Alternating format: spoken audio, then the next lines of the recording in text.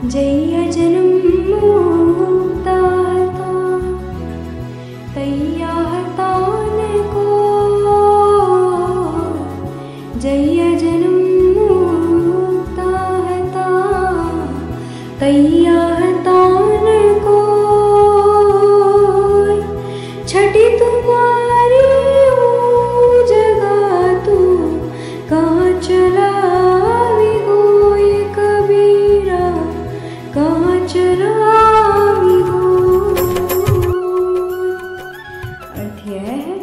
हंसा।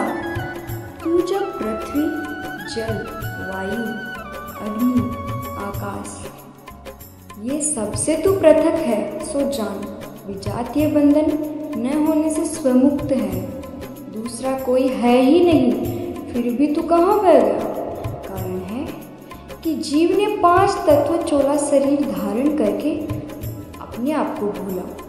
कच्ची देही में पड़ा हंस की पक्की देही, 5 तत्व पक्का व 3 गुण पक्का, सो जाना सत्य विचार शील दया धैर्य विवेक वैराग्य गुरु भक्ति।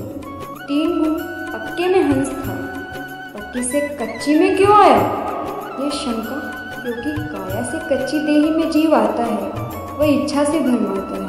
अगर मानव होकर नहीं आवे हंस जो अपनी भूमिका नहीं कह सकता, ताते कच्ची में आना जरूरी है।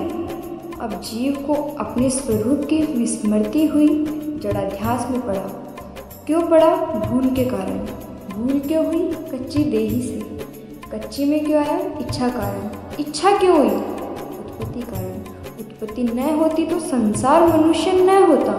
सारा खेल रचा सो इसने रचा, वह रचना कर पालन संहार कर गुरु कृपा से परख कर स्वयं पद ठहरा, सो जीवन मुक्त अवस्था सो ही मुक्त अवस्था सो पहले थी, वह अब भी मुक्त है, क्योंकि विजातीय बंधन नहीं।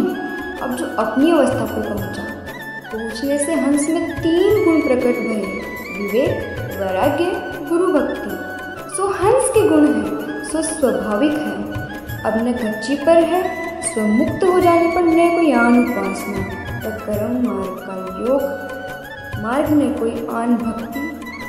गुरु व शिष्य की मंजिल हो जाने, गुरु शिष्य एक पद पर हो जाते हैं। जैसे जल में बूंद मिल जाने से एक भई अब बूंद नहीं सागर है।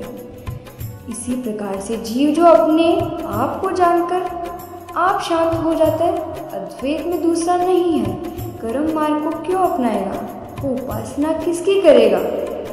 योग नाम जोड़ का है, तो जोड़ किससे करेगा? सो जानना। सो ज्ञान मार्ग से सद्गुरु के द्वारा जानकर परखकर अपने स्वरूप में शांत हो जाना जीवन मुक्त अवस्था है।